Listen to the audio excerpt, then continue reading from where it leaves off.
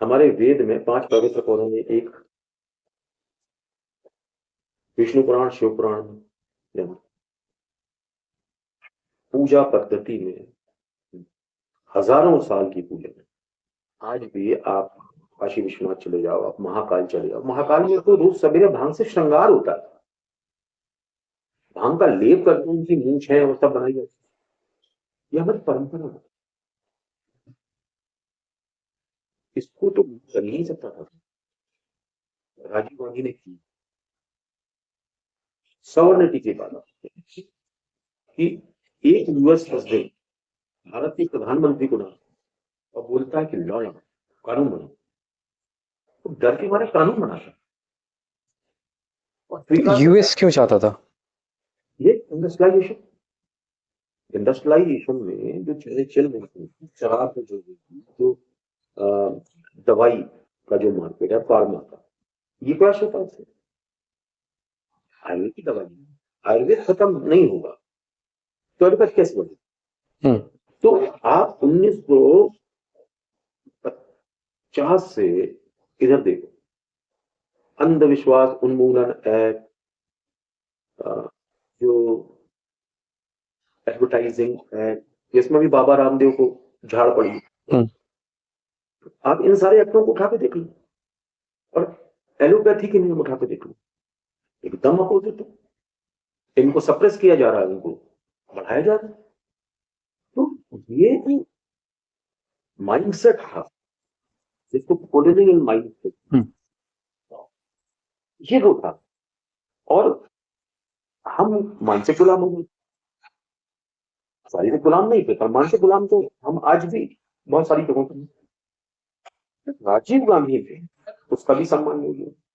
फिर संसद की एक मर्यादा होती है कि बहस को फिर निर्णय, उस मर्यादा को भी तोड़ दिया।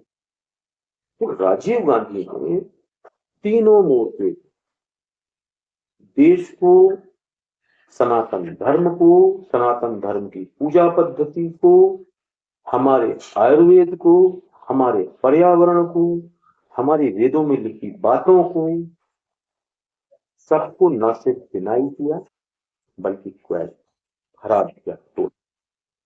एक और चीज आती है कि इसके बाद पॉलिसी क्यों नहीं बन पाई या कोशिश क्यों नहीं की कभी किस पे काम किया जाए?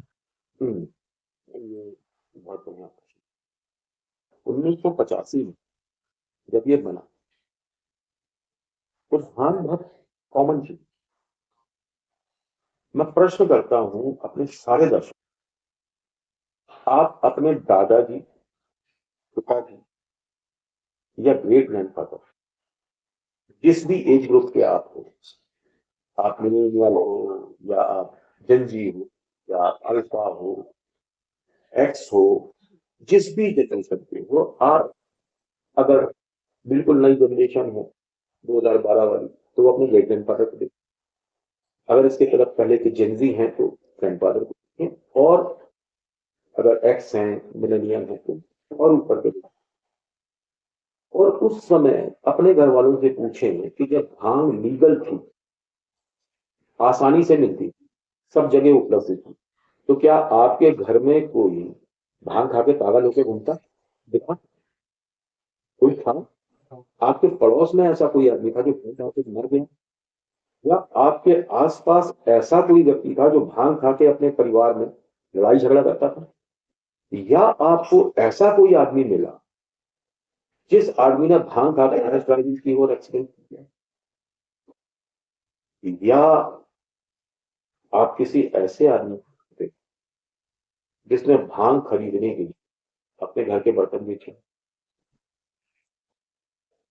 अगर नहीं बेचे तो आप विचार करिए कि भांग को बुरा क्यों। दूसरा प्रश्न, अगर 1985 के पहले वेद के अनुसार ये पवित्र पौधा था, तो एक रात में ऐसा क्या हो गया कि इसको बाइबल बना दिया, क्या बना दिया? और राजीव गांधी ये क्यों? इसके पहले के लोग क्यों? तो 1961 से चल रहा था, 25 साल क्यों बैठे रहे? क्या दिक्कत है? ये विषय ऐसे हैं जिन विषयों पे चिंतन जरूरी है। और 1985 के बाद पीआईबी जो सरकार का डिपार्टमेंट होता है, जो ब्रॉडकास्टिंग मंत्रालय के अंदर होता है, जो अखबारों को सूचनाएं देता है और अखबारों को गाइडलाइन देता है कि क्या छापना है, कितना छापना, कैसे करना है। आजकल तो फ्री है, उस समय तो बहुत रिस्ट्रिक्शंस थे। उस समय के आपको सर्कुलर्स मिल जाएंगे जिसमें ये कहा जाता है कि भांग को ऐसे प्रमोट करें, जो बुराइयां शराब की हैं वो बुराइयां भांग में चिपका दें। आयुर्वेद को बदनाम करो, एलोपैथ को वो करो। आपको लंबा एक इतिहास में से, और ये सिर्फ यही नहीं है, ये डालडा के साथ है, ये पाम ऑयल के साथ, ये और चीजों के साथ है। जिन चीजों से अंग्रेजों को, गोरों को, अमेरिका को फायदा है, उन चीजों को वो प्रमोट भारत सरकार से कराते थे। जिनसे नुकसान है उन चीजों को भारत सरकार से बंद कराते थे। ये आपने देखा होगा, जंगल का एक कानून आया था, दोने पत्तल नहीं बनने देते, सस्टेनेबल होती नहीं बनेगी। क्यों नहीं बनेगी भाई? What the reason? इसलिए नहीं बनेगी, पर्यावरण खराब। उस समय जितने पेड़ थे और आज जितने पेड़ हैं आप काउंट करो, आपको अगर समझ में जाएगा क्यों किया गया। तो ये एक दो चीजें नहीं, इस तरह की सीरीज है जिसमें हम घंटों चर्चा कर सकते हैं कि किस तरीके से अंग्रेजों ने बर्बाद। भांग उस षड्यंत्र का, भांग बंद करने से खरबों डॉलर कमाया है। और आपको एक बात बताते हैं, हमने 1985 का ऐलान किया, अमेरिका 1972 से इस पे काम कर रहा है। 1972 एक इजरायली साइंटिस्ट, उनने भांग के अंदर एक तत्व खोजा जिसका नाम उन्होंने दिया आनंदामाइड। ये वो संस्कृत के आनंद शब्द से आया है, हैप्पीनेस। इनको अमेरिका सरकार गांजा, भांग, चरस तीनों चीजें उपलब्ध कराती थी रिसर्च। इनने कई सालों तक कई किलो गांजा और चरस सरकार से ली। अमेरिका में एक नियम था कि उसके लिए कुछ सबमिट करना। इस बंदे ने कई साल तक नहीं की। एक दिन इंक्वायरी बैठे, ये अमेरिका छोड़ के इसराइल आ गए, फिर इसराइल छोड़ के नहीं गया। इतना काम किया है इस आदमी कि आप सोच के देखो। 2002 में अमेरिका ने अपने यहां रिसर्च के लिए परमिशन दी। 2018 में फार्म बिल ली। उस फार्म बिल इनने स्टेट को पावर दे दिया, जैसे अपने यहां स्टेट को पावर है वैसे स्टेट को पावर दे दिया, आपको जो करना हो।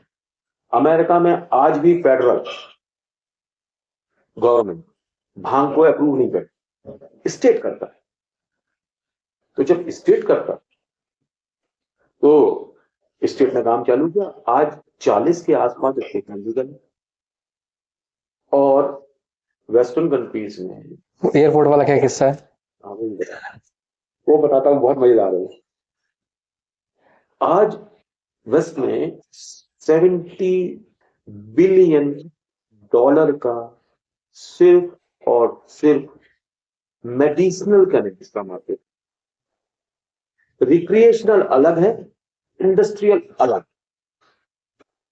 इंडस्ट्रियल में जो किंग है, मेडिसिनल में तो अमेरिका के ही, इंडस्ट्रियल में जो किंग है वो है चाइना।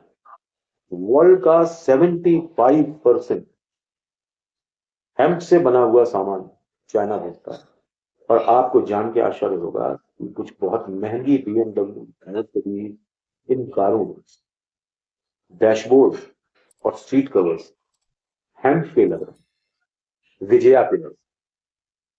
तो ये इकोनॉमिक सिस्टम है। अब आपने पूछा हुआ एयरपोर्ट,